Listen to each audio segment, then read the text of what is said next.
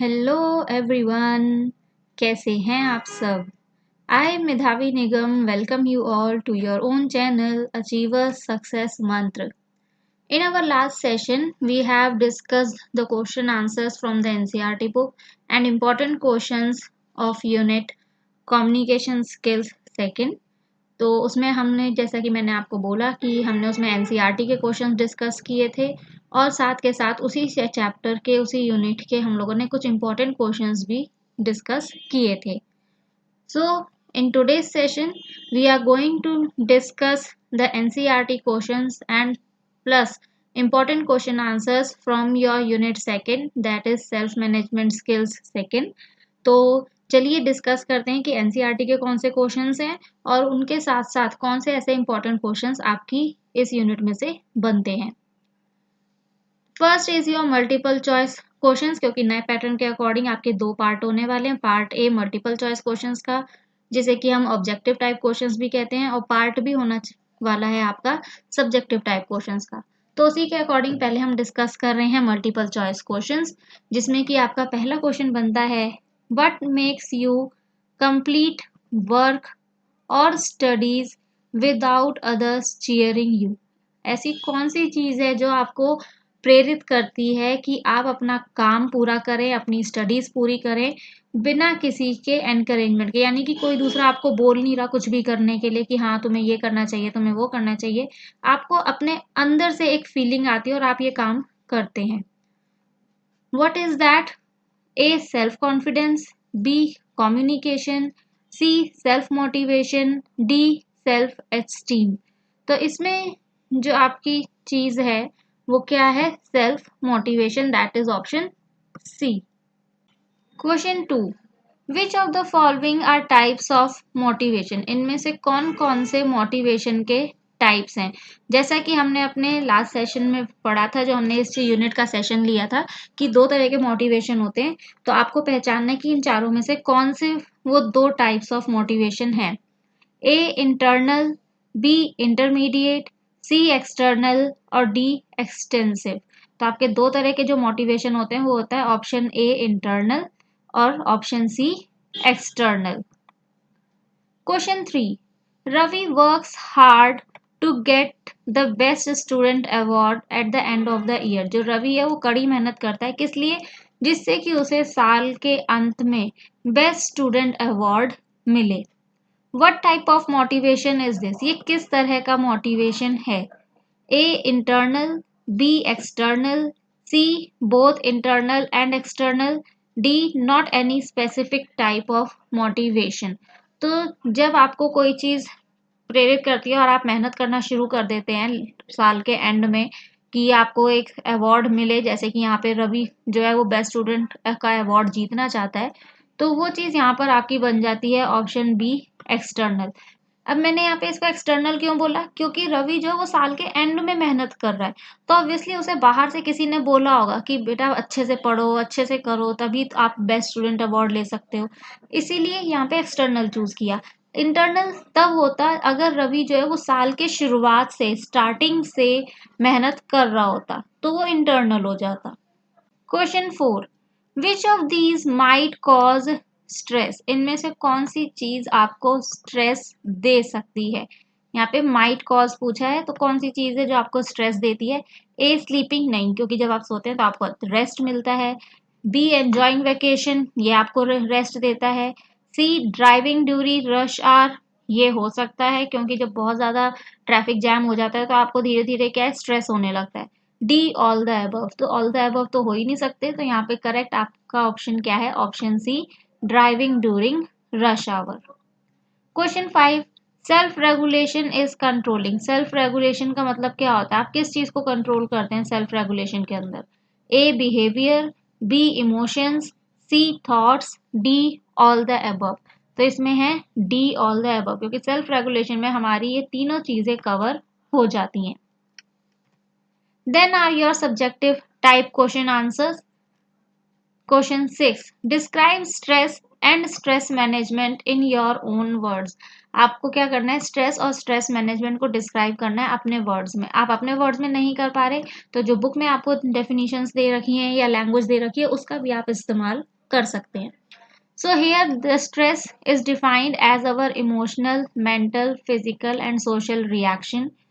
Stress क्या होता है, हमारा एक इमोशनल, मेंटल, फिजिकल और सोशल रिएक्शन, इन चारों के बेस पे जो हम रिएक्शन देते हैं टू एनी परसीव्ड डिमांड्स और थ्रेट्स, किसी भी तरह की डिमांड या थ्रेट्स को, कि किसी ने आपको कुछ कहा और आपने उसे इन चारों के बेस पे इमोशनली, मेंटली, फिजिकली और सोशली किसी एक चीज पे डिपेंड होके जवाब दिया, वो क्या हो जाता है, स्ट्रेस हो जाता है। दीज डिमांड्स और थ्रेट्स, ये जो डिमांड्स और थ्रेट्स होती हैं ये क्या कहलाती हैं, आपकी स्ट्रेसर्स। और स्ट्रेसर्स एक बहुत बड़ा रीजन होते हैं आपके स्ट्रेस का, क्योंकि जब तक कोई आपको किसी चीज के लिए फोर्स नहीं करता आपको स्ट्रेस नहीं होता। Stress management, stress management is about making a plan to be able to cope effectively with daily pressure. Stress management क्या होता है, एक वे जिसके थ्रू आप एक प्लान बनाते हैं जिससे कि आप उन प्रेशर्स के साथ डील कर सकें, उनको हैंडल कर सकें जो आपको आजकल डे टू डे लाइफ में मिलते रहते हैं। You have to make a suitable plan for your daily life routines. आपका जो डेली रूटीन रहता है उसके लिए आपको एक पर्टिकुलर प्लान बनाना होता है जो कि आपकी लाइफ के साथ सूट करे, and it would not put hard pressure on you. और जब आप एक ऐसा प्लान बना लेते हैं तो उस वजह से आपके ऊपर कोई प्रेशर, कोई दबाव नहीं पड़ता। If you are not able to manage yourself, अगर आप अपने आप को मैनेज नहीं कर पा रहे हैं, किसके लिए, इंक्रीजिंग प्रेशर के लिए, this will lead to stress, तो आपको ऑब्वियस है कि स्ट्रेस होगा ही होगा। अगर आप अपना एक रूटीन नहीं बनाते, एक प्लान नहीं बनाते कि किस चीज़ को कैसे करना है, किस तरीके से हैंडल करना है, कौन से तरीके आप इसके लिए अपना सकते हैं, तो ऑब्वियस है कि आप कहीं ना कहीं स्ट्रेस में आएंगे। Question 7, list your favourite stress management technique. आपको यहाँ पर अपनी फेवरेट स्ट्रेस मैनेजमेंट टेक्निक बतानी है and elaborate on why you find it the most effective for you. आपको ये भी एक्सप्लेन करना है कि जो भी आपकी फेवरेट स्ट्रेस मैनेजमेंट टेक्निक है वो आपको क्यों अच्छी लगती है, आपको वो क्यों ऐसा लगता है कि बहुत ज़्यादा इफेक्टिव है आपके लिए। तो मैं यहाँ पर अलग अलग मैनेजमेंट टेक्निक्स आपको एक्सप्लेन कर रही हूँ। मैंने यहाँ पर एक अपनी भी बता रखी है कि कौन सी मेरी फेवरेट है, लेकिन इसमें से अगर आपको कोई अपनी फेवरेट लगती है तो आप उसके बारे में लिख सकते हैं और रीज़न भी दीजिए क्यों। Stress management techniques, the first one is your time management. Proper time management is one of the most effective stress relieving techniques. ये सबसे बढ़िया और अच्छी टेक्निक होती है आपको स्ट्रेस से रिलीफ दिलाने के लिए। Second, physical exercise and fresh air. Yoga करना, मेडिटेशन करना या डीप ब्रीदिंग एक्सरसाइज करना, they all help you in proper blood circulation. ये आपके बॉडी में ब्लड सर्कुलेशन को बहुत अच्छे से मेंटेन करके रखते हैं और यहाँ तक कि आपकी बॉडी को भी रिलैक्स करते हैं। अगर आप ये सब नहीं कर सकते, ये सब ना कर पाए, तो आप क्या कर सकते हैं, सिर्फ वॉक कर सकते हैं या पार्क में थोड़ा बहुत खेल सकते हैं।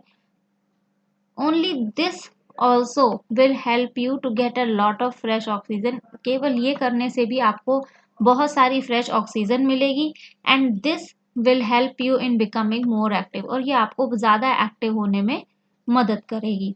So I have listed over here that one of my favorite stress management technique, ये मेरी एक favorite stress management technique है और मैं इसको सबसे ज़्यादा important समझती हूँ, क्योंकि मुझे कभी भी स्ट्रेस होता है, कुछ होता है, तो यही एक ऐसी चीज़ है जो मुझे बहुत ज़्यादा रिलीफ देती है।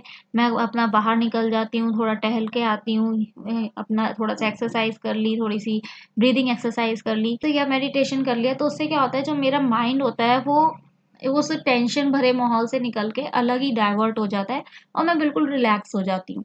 तो आप देखिएगा कि इनमें से ऐसी कौन सी चीज़ है जो आपको रिलैक्स देती है।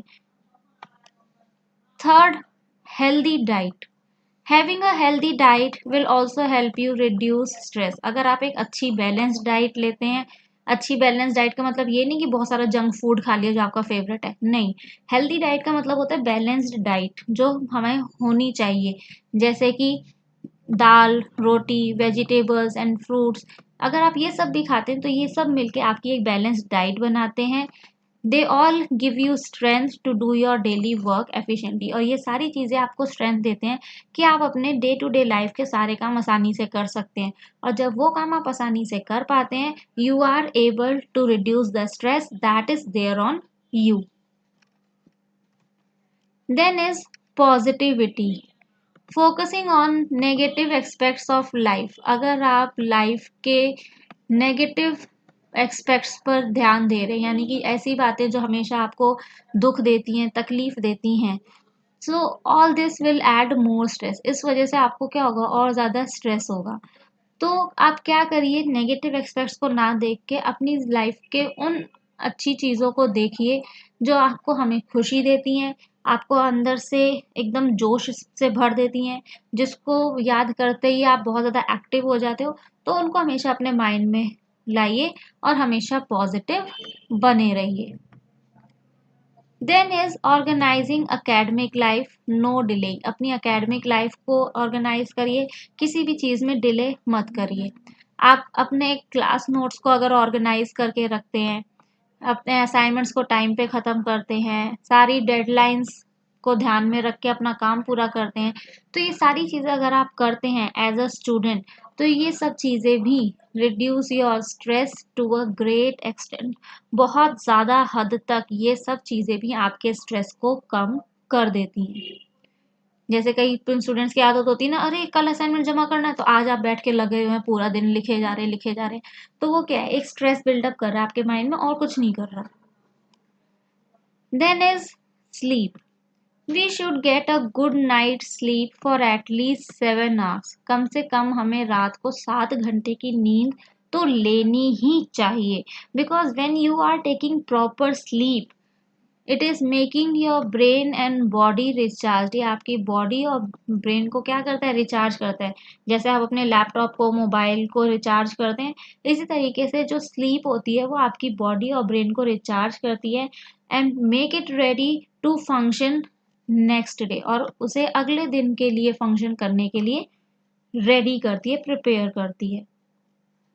Then holidays with family and friends, ये बहुत सारे लोगों की फेवरेट होगी, ये मेरी भी फेवरेट है, लेकिन उतनी फेवरेट नहीं जितना कि मैंने अभी पहले जो बताई है आपको। Going to a relative place, किसी रिश्तेदार के घर जाना, जैसे कि आपके ग्रैंड पेरेंट्स के घर, या किसी नई प्लेस पे चले जाना अपनी समर वेकेशंस के दौरान। They also help you, how, because they are providing you a break from your normal routine. आप अपने नॉर्मल रूटीन से हट के कुछ नया करते हैं जब भी आप वेकेशंस पे जाते हैं, तो उसमें आपको क्या मिलता है, बीच में एक ब्रेक मिल जाता है। And when you come back after this break, you feel a fresh, आप अपने आप को बहुत ज़्यादा फ्रेश और एक्टिव महसूस करते हैं। Question 8, what are the steps that are required to manage stress. वो कौन से स्टेप्स हैं जो कि हमें चाहिए होते हैं स्ट्रेस को मैनेज करने के लिए। So the steps that are required, first one is be aware that you are stress. सबसे पहले तो आपको ये पता होना चाहिए कि आप स्ट्रेस में हैं। हाउ यू विल जज इट, सबसे पहले तो साइंस देखिए, स्ट्रेस के साइंस, जैसे कि आपको सर में दर्द रहता होगा, नींद नहीं आती होगी, मन जो है वो उदास उदास सा रहता होगा, एक्सेसिव वरिंग, बहुत ज़्यादा किसी चीज़ की चिंता करते रहते होंगे आप, घबराहट होती होगी अंदर से, तो ये सारे क्या हैं, स्ट्रेस के साइंस हैं। और अगर आप इन सारे स्ट्रेसेस के साइंस को पहचान लेते हैं, अगर आप अवेयर हो जाते हैं इनके बारे में, then you can manage the stress, तब आप अपने स्ट्रेस को मैनेज कर सकते हैं। Second, identify what is causing you stress. पता लगाइए कि ऐसी कौन सी चीज़ है जिसकी वजह से आपको स्ट्रेस हो रहा है। It means you have to find out the reasons for stress. Reasons पता लगाने, कारण पता लगाने हैं आपको स्ट्रेस के, चाहे वो आपको एग्जाम्स की वजह से हो रहा है, या फैमिली प्रेशर्स की वजह से हो रहा है, या किसी मनी इश्यूज की वजह से हो रहा है, या और भी बहुत सारे ऐसे रीजंस हैं due to which you can feel that you are in stress. Third, apply stress management methods. फिर स्ट्रेस मैनेजमेंट मेथड्स आपको अप्लाई करने हैं, यानी कि आप टाइम मैनेजमेंट टूल्स का इस्तेमाल कर सकते हैं अपने टाइम को अच्छे से मैनेज करने के लिए। इम्पॉर्टेंट टास्क पे फोकस कर सकते हैं, और जब आप इम्पोर्टेंट टास्क को पहचान लेंगे तो आप उन्हें आसानी से पूरा कर पाएंगे। या ये सब से भी आपको फ़ायदा नहीं हो रहा तो किसी ऐसे पर्सन से बात करिए जो आपके बहुत ही ज़्यादा करीब हो, जिससे आपको ऐसा लगता है कि अगर मैं इससे अपनी बातें शेयर करूँगा या शेयर करूँगी तो मुझे अंदर से बहुत हल्का महसूस होगा, तो आप उससे बात करिए। या फिर take time to relax and exercise, या फिर समय निकालिए रिलैक्स करने के लिए या फिर एक्सरसाइज करने के लिए। Question 9. What are the techniques that will help you in identifying your strength and weaknesses? ऐसे कौन सी टेक्निक्स हैं जिनकी मदद से आप अपने स्ट्रेंथ और वीकनेसेस को पहचान सकते हैं? So the techniques that will help you in identifying your strengths are: think of anything that you are always successful at. कोई ऐसी चीज़ के बारे में सोचिए जिसमें आपको हमेशा सक्सेस मिलती है। Think about what others like in you, वो सोचिए कि दूसरों को आपके अंदर क्या चीज़ अच्छी लगती है। Take out time and think about what you do well, कुछ समय निकालिए, अकेले में बैठिए और सोचिए कि ऐसी कौन सी चीज़ है जो आप बहुत अच्छा कर पाते हैं। Then techniques for identifying weaknesses, weaknesses को आइडेंटिफाई करने के लिए कौन सी टेक्निक्स हैं? First is point out the areas where you struggle, उन एरियाज को पकड़िए जहां आपको स्ट्रगल संघर्ष करना पड़ता है, या वो चीज़ें जो आपको लगती हैं कि मेरे लिए बहुत डिफ़िकल्ट है करने में। Second, look at the feedback others usually give you, जब भी आप कोई काम करते होंगे तो दूसरे पर्सन से आपको एक फीडबैक मिलता होगा उस काम को लेके, तो क्या आपको करना है, उस फीडबैक के बारे में सोचना है कि दूसरे पर्सन ने मुझे मेरे इस काम के बारे में क्या फीडबैक दिया था। Then third is be open to feedback, हर एक के फीडबैक के लिए आप ओपन रहें, एक्सेप्ट करें अपनी वीकनेसेस को बिना लो फील किए। ये नहीं कि आपको अपनी वीकनेस पता लगी तो आप कह रहे हैं हे राम ये कैसे होगा, ये हो गया वो हो गया, मेरे अंदर ये कमी है, मैं ये नहीं कर सकता, ऐसा नहीं लाना आपको अपने अंदर। उससे इस तरीके से लीजिए, अच्छा ठीक है ये कमी है, कोई बात नहीं, इसको हम इम्प्रूव कर लेंगे, तो उसे अपने अंदर एक एरिया ऑफ इम्प्रूवमेंट के तौर पे लीजिए। क्योंकि जब हम अपनी वीकनेस को भी पॉजिटिविटी में लेते हैं और उसमें इम्प्रूवमेंट करने की कोशिश करते हैं तो हमारी वीकनेस भी कहीं ना कहीं जाके हमारी स्ट्रेंथ का काम करती है। Question 10. Give some examples that show strength and weaknesses. This is asking for you to give the examples. Through the examples, you have to show that yes, these are the strengths and these are the weaknesses. So, first of all, we are taking the examples of strengths, and they are: first one is I am good at creative writing. मैं creative writing में अच्छा हूँ या अच्छी हूँ। Second, I am confident of speaking in front of an audience, मैं एक audience के आगे कॉन्फिडेंटली बोल सकता हूँ। I play guitar very well, मैं बहुत अच्छा गिटार बजाता हूँ। तो ये सारे एग्जाम्पल्स क्या हैं जो एक पर्सन की स्ट्रेंथ को शो कर रहे हैं। And then come to the examples of weaknesses. First one is I find it difficult to solve mathematics problem, मुझे मैथ्स की प्रॉब्लम सॉल्व करने में डिफिकल्टी परेशानी होती है। I would like to speak English frequently, मैं इंग्लिश को fluently बोलना चाहता हूँ। आप अभी बोल नहीं पा रहे लेकिन आपकी इच्छा है कि आप करना चाहते हैं, तो ये भी वीकनेस है। I do not like to lose in any game और स्पोर्ट्स, मुझे किसी भी गेम या स्पोर्ट्स में हारना पसंद नहीं है। Question 11. Explain the meaning of self-motivation, or this can also come as define self-motivation. What is meant by self-motivation? What do you understand by self-motivation? तो definition को पूछने के तो बहुत सारे तरीके हैं. So what self-motivation over here is? It is the ability to do things on your own. ये एक ability क्षमता होती है जिसमें आप चीज़ों को अपने आप से करते हैं without being told to do so, यानी कि कोई आपको बताता नहीं है कि इस चीज़ को ऐसे करिए, आप अपने आप से अंदर से एक एनकरेजमेंट लाते हैं और वो काम करते हैं। It is fire with in that lights our path, ये ऐसी आग होती है हमारे अंदर जो हमारे रास्ते को लाइट अप कर देती है, उजाले से भर देती है। And drive us to do and achieve something, और हमें प्रेरित करती है अंदर से कि हमें कुछ करना है, अपनी लाइफ में कुछ हासिल करना है। How many types of motivation are there, कितने तरह के मोटिवेशन होते हैं, डिफाइन देम, उनको आपको डिफाइन करना है। तो अभी हमने अपने एमसीक्यूज में पढ़ा था that there are two types of motivation, internal motivation and external motivation. So what they are? When we talk about internal motivation, it means we are talking about love. We do things, हम चीज़ें करते हैं because they make us happy, क्योंकि वो हमें खुश करती हैं, हमें हेल्दी बनाती हैं और हमें अंदर से अच्छा महसूस कराती हैं। For example, when you perform on your annual day function, जब आपने अपने एनुअल डे फंक्शन में परफॉर्म किया तो आपने क्या किया, आपने कुछ नया सीखा, जैसे कि डांसिंग, सिंगिंग, कुछ ना कुछ तो आपने नया सीखा होगा, because you must have participated in some event. You feel good, तो आपको अंदर से अच्छा लगता है, तो ये आपका एक इंटरनल मोटिवेशन है जो आपको मिलता है। Then is external motivation, it means we are talking about reward. We do things because they give us respect, recognition and appreciation. इसमें हम चीज़ें करते हैं क्यों? क्योंकि इसमें हमें रिस्पेक्ट मिलती है दूसरों से, रिकॉग्निशन एक पहचान मिलती है और एप्रिसिएशन शाबाशी मिलती है, लोग हमारी तारीफ करते हैं। For example, Suresh participated in a 100 metre race, Suresh ने एक 100 मीटर रेस में पार्टिसिपेट किया और उसे प्राइज मिला। तो इसमें क्या हुआ, this thing motivated him to go for practice every morning. तो इस चीज ने उसे मोटिवेट किया कि हाँ, अब आप रोज सुबह जाइए और प्रैक्टिस करिए। Question 13, what are the qualities of a self motivated person? एक सेल्फ मोटिवेटेड पर्सन जो होता है उसकी क्या क्वालिटीज होती हैं?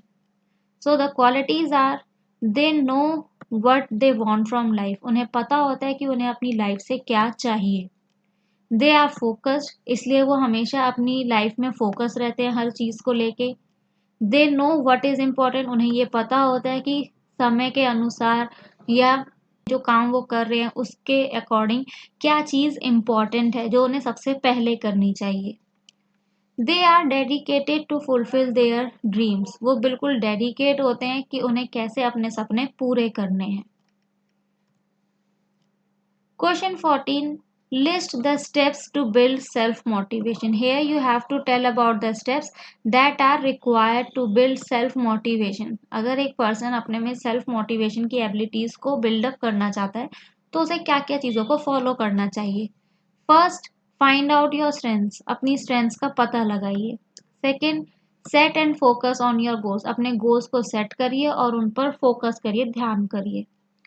Develop a plan to achieve your goals, और जो गोल आपने बनाया है उसको अचीव करने के लिए एक प्लानिंग करिए। Fourth, stay loyal to your goals, एकदम फेथफुल रहिए अपने गोल्स को पाने के लिए, क्योंकि कहीं भी आपने थोड़ी सी लापरवाही करी तो आप अपना गोल अचीव नहीं कर पाएंगे। Question 15, what is goal setting और explain the meaning of goal setting. इसमें आपको बताना है गोल सेटिंग क्या होती है, उसका मीनिंग एक्सप्लेन करना है। Goal setting is all about finding and listing your goals. Goal setting क्या है, किस चीज के बारे में है कि आपको अपने गोल्स को पहले तो ढूंढना है और उन्हें लिस्ट करना है, एक जगह लिखना है। And then planning on how to achieve them, और फिर आपको प्लान करना है कि ये जो गोल्स हमने लिए हैं अपने लाइफ में उन्हें हम कैसे हासिल कर सकते हैं। Why we make goals, goals allow you to separate out what's important, क्योंकि गोल्स जो हैं वो आपको अलाउ करते हैं कि आप ये पता लगाइए कि क्या चीज़ आपकी लाइफ में इम्पोर्टेंट है। It helps you to focus on the end result instead of less important work, ये आपको मदद करता है उन चीज़ों पे फोकस करने के लिए जो बहुत ज़्यादा इम्पॉर्टेंट हैं। तो जो टाइम आप लेस इम्पॉर्टेंट टास्क में लगा रहे हैं, वहाँ पर वेस्ट कर रहे हैं, वही टाइम आप अपने इम्पॉर्टेंट वर्क को करने में, और उस इम्पॉर्टेंट वर्क को करने के बाद आपको एंड में क्या रिजल्ट मिलेगा उसको पता लगाने में लगा सकते हैं। This will make you successful in your career and personal life, और अगर आप ऐसा कर लेते हैं तो ये चीज़ आपको आपके करियर में और आपकी पर्सनल लाइफ में सक्सेसफुल बनाती है। Question 16, in smart goals what does S stand for? जो हमारा स्मार्ट गोल्स है इसमें एस की फुल फॉर्म क्या है, एक्सप्लेन, आपको वो एक्सप्लेन करनी है। तो यहाँ पे मैंने आपको सिर्फ एस की फुल फॉर्म ना दे के आपको पूरे स्मार्ट SMART इन सब की फुल फॉर्म दी है और इन सब का मीनिंग भी एक्सप्लेन किया है एग्जाम्पल के साथ, जिससे कि पेपर में अगर आए तो आप हर एक अल्फ़ाबेट को एक्सप्लेन कर सकें। स्मार्ट गोल्स में एस जो है वो स्टैंड होता है स्पेसिफिक के लिए, एम मेजरेबल के लिए, A achievable, R realistic, and T time bound. So let's understand each of them. Specific. A specific and clear goal answers 6 question. अगर आप एक पर्टिकुलर और साफ गोल बनाते हैं अपनी लाइफ में तो उसके लिए आपके माइंड में 6 क्वेश्चंस आने चाहिए। Who is involved in the goal? गोल में कौन इन्वॉल्व है? What do I want to do? मुझे क्या करना है? Where do I start? मुझे कहाँ से शुरुआत करनी है? Where do I start and finish? कहाँ से शुरू करूँ और कहाँ ख़त्म करूँ? Which means do I use? मैं किन चीज़ों का इस्तेमाल करूँ उनको पूरा करने के लिए? Why am I doing this? मैं ये क्यों कर रहा हूँ? ये सारे क्वेश्चन के आंसर्स आपके माइंड में बिल्कुल क्लियर, साफ होने चाहिए। For example, I would learn to speak English fluently. मैं इंग्लिश फ्लुएंटली बोलना सीखूंगा। तो आप कैसे सीखेंगे? By joining coaching classes join करके। And when you will join them? After my school every day. अपना स्कूल खत्म करने के बाद रोज।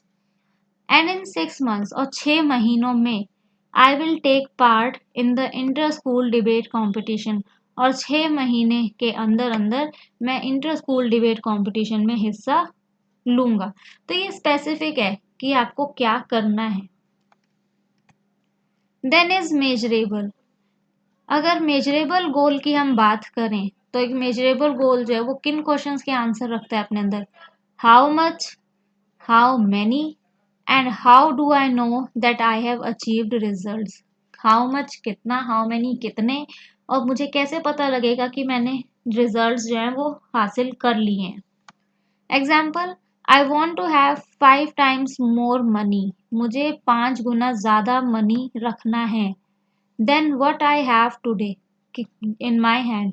जितना आज मेरे हाथ में है उस मनी से 5 गुना ज़्यादा पैसा मुझे अपने पास रखना है। कब? Eight the end of this year. इस ईयर के अंत में। तो साल के अंत में आपको पता लग ही जाएगा कि भाई आज जितना पैसा है मेरे पास उसका 5 गुना पैसा मेरे पास है या नहीं। Then achievable. Breaking down big goals into smaller parts. जब आप बड़े गोल्स को छोटे छोटे गोल्स में डिवाइड कर देते हैं उससे क्या होता है, आपका जो गोल है वो अचीवेबल हो जाता है, यानी कि आप उसको हासिल कर पाते हैं। Example, I want to become a teacher in my school. मुझे अपने स्कूल में टीचर बनना है। तो इसके लिए ये बहुत बड़ा गोल है टीचर बनना। तो आप क्या करेंगे? पहले अपनी एजुकेशन पूरी करेंगे 12th तक की, फिर उसके बाद ग्रेजुएशन करेंगे, ग्रेजुएशन के बाद पोस्ट ग्रेजुएशन करेंगे, फिर जो बाकी डिग्रीज टीचिंग के लिए चाहिए होती हैं वो आप लेंगे, जैसे कि बीएड चाहिए तो बीएड करेंगे, कोई और कोर्स चाहिए तो वो करेंगे। उसके बाद इंटरव्यू देंगे, और इंटरव्यू नहीं तो कोई रिटन एग्जाम होता है तो वो रिटन एग्जाम देंगे, and then you will become the teacher. तो आपने क्या किया? आपने डिवाइड कर लिया कि पहले मुझे अपनी 12th तक कंप्लीट करना है, फिर मुझे अपनी ग्रेजुएशन कंप्लीट करनी है, फिर मुझे अपनी पोस्ट ग्रेजुएशन कंप्लीट करनी है। आपने अपने बड़े गोल को छोटे छोटे गोल्स में डिवाइड किया, and then it becomes easy for you to achieve your goal. Then is realistic. A realistic goal would be something that we want to achieve and can work towards. एक realistic goal वो होता है जिसकी तरफ हम काम कर सकते हैं उसको अचीव करने के लिए, और बाद में हम उसे अचीव करके रहते हैं। Example, I spend 3 hours every day of the year after school to revise my subjects to get good marks in the exams. मैं क्या करता हूँ? साल के हर एक दिन में मैं 3 घंटे स्पेंड करता हूँ अपने स्कूल के बाद। क्यों? क्योंकि मुझे अपने सब्जेक्ट्स रिवाइज करने हैं so that I can score good marks in my exam, जिससे कि मैं अपने एग्जाम्स में अच्छे मार्क्स स्कोर कर सकूं। Time bound. A smart goal should have a time frame. अगर आप एक स्मार्ट गोल की बात करते हैं तो हर एक स्मार्ट गोल का एक टाइम फ्रेम होना चाहिए। By when the goal needs to be achieve, यानी कि जिस समय तक आपके गोल्स अचीव हो जाने चाहिए। This encourages us to take actions to completely fulfil the goals. और जब हम किसी चीज़ को टाइम बाउंड कर लेते हैं तो वो हमें एनकरेज करता है उसके प्रति एक्शंस लेने के लिए, जिससे कि हम उस समय तक अपने गोल्स को अचीव कर लें, पूरा कर लें। Example, I want to lose 10 kg in the next 6 months। तो आपने गोल बना लिया कि अगले 6 महीनों में मुझे अपना 10 kg वेट लूज करना है। Question 17, what is the best way to work on long term goals. जो आपके लॉन्ग टर्म गोल्स होते हैं उन पर काम करने के लिए सबसे बढ़िया तरीका क्या होता है? पहला होता है develop a long term goal. पहले तो एक लॉन्ग टर्म गोल बनाइए आप। Ask yourself where you would like to see yourself in next few years. पहले अपने आप से ये क्वेश्चन पूछिए कि आने वाले कुछ सालों में आप अपने आप को कहाँ देखना चाहते हैं। Build a goal from your board ideas. फिर आपके पास जितने भी आइडियाज हैं उनमें से कोई एक गोल बनाइए।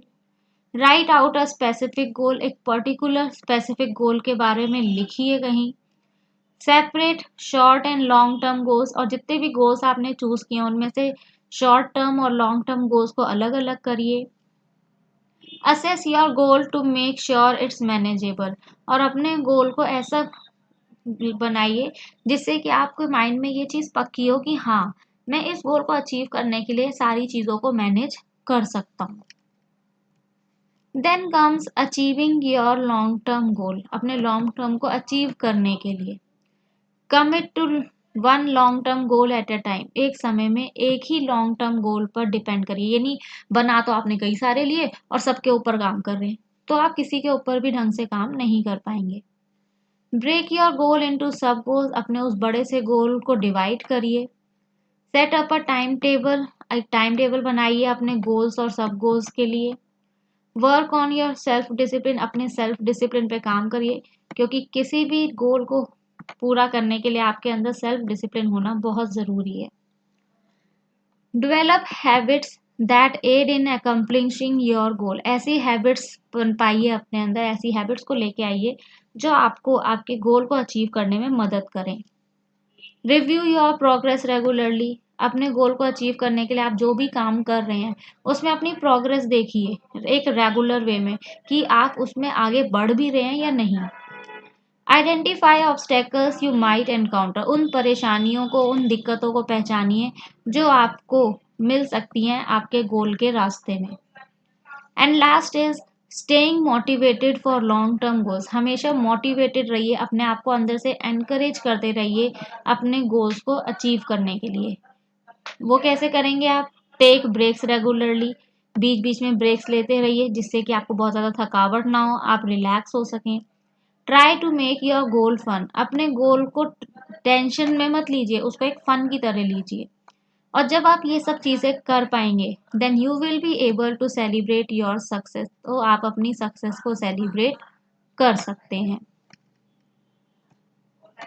Question 18, what are the benefits of goal setting. Goal setting के क्या बेनिफिट्स होते हैं, क्या एडवांटेजेस होते हैं? So the benefits are goals help motivate us to develop strategies. जो गोल्स हैं वो हमें अंदर से मोटिवेट करते हैं जिससे कि हम स्ट्रेटेजीज बनाएं, प्लानिंग करें। That will enable us to perform at the required goal level. जो कि हमें इस लायक बनाती हैं कि जिस लेवल पे हमें जो काम करना है गोल को अचीव करने के लिए वो हम कर पाते हैं। Second, it leads to satisfaction and further motivation. ये हमें अंदर से सेटिस्फेक्शन देता है और आगे बढ़ने की और ज़्यादा प्रेरणा, एनकरेजमेंट देता है। Third, goals not only affect behaviour as well as job performance. जो हमारे गोल्स होते हैं वो ना केवल हमारे बिहेवियर को क्या करते हैं, इफेक्ट करते हैं, बल्कि हम जॉब में कैसा परफॉर्म कर रहे हैं उस पर भी असर डालते हैं। But they also help mobilise energy. ये हमारी एनर्जी को सही जगह यूटिलाइज करने में भी हमारी मदद करते हैं। With the help of which we are able to achieve a higher effort overall. और इस वजह से हमें अपने हाई एफर्ट्स के बारे में पता लगता है और उन एफर्ट्स की मदद से हम और आगे बढ़ने की कोशिश करते हैं। क्वेश्चन 19, टाइम मैनेजमेंट क्या है and how can you manage your time, और कैसे आप अपने टाइम को मैनेज कर सकते हैं। So time management is what, ability to plan and control how you spend the hours of your day well. ये एबिलिटी जिससे कि आप ये प्लान करते हैं, ये कंट्रोल करते हैं कि कैसे आप अपने दिन के जितने घंटे हैं वो स्पेंड करेंगे और किस चीज़ में स्पेंड करेंगे, and do all that you want to do, और वो सब कर पाते हैं आप जो भी आप करना चाहते हैं। So you can manage your time by following the below steps. The first one is organize. Organize में हम क्या कर सकते हैं, हम अपनी डे टू डे एक्टिविटीज़ को प्लान करते हैं, फिर एक टाइम टेबल बनाते हैं जिसको हम फॉलो करते हैं। हम अपनी आसपास की सराउंडिंग्स को, अपनी स्टडी टेबल को क्लीन करते हैं और उसे मेस फ्री रखते हैं, यानी कि ये नहीं कि बहुत सारा सामान आसपास बिखरा के रख दिया। We put things back where they belong, जहाँ पर जो चीज़ बिलोंग करती है उसको वहीं पर वापस रखते हैं, और ये सब करते हैं जब हम, तो ये सब हमें हमारा टाइम सेव करने में मदद करता है। सेकेंड इज प्रायोरिटाइज, हर एक चीज़ की प्रायोरिटी डिसाइड करिए। For that what you will do, you will make a to do list कि आपको क्या करना है क्या नहीं करना है, और उस लिस्ट में आप अपनी सारी की सारी एक्टिविटीज़ लिखेंगे और उन एक्टिविटीज़ को फिर आप रैंक देके ऑर्डर करेंगे that what is the most important and what is least important. Third is control, we have to control our activities and time, हमें अपनी एक्टिविटीज और टाइम के ऊपर एक कंट्रोल बनाना होता है।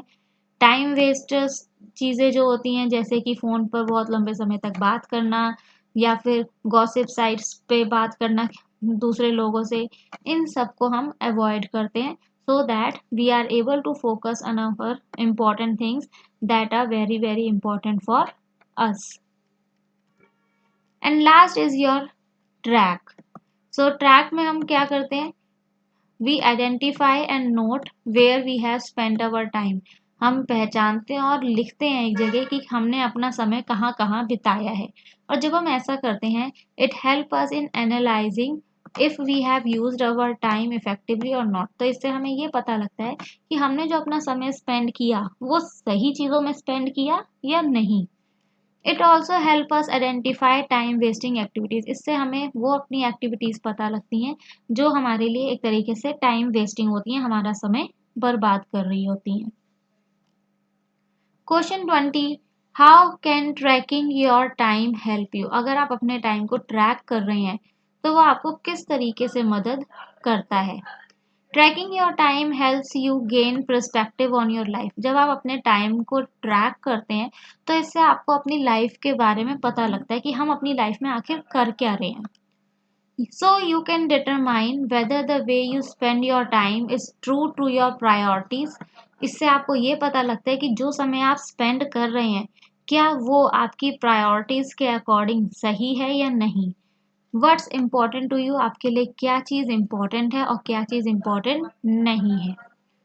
बाय ट्रैकिंग योर टाइम, अपना टाइम ट्रैक करके आप क्या करते हैं, identify the areas where you are wasting your time, आप उन एरियाज का पता लगाते हैं जहाँ पे आप अपना समय क्या कर रहे हैं, बर्बाद कर रहे हैं, वेस्ट कर रहे हैं। See how many hours you actually work, you are able to जज that for how many hours you are able to work properly.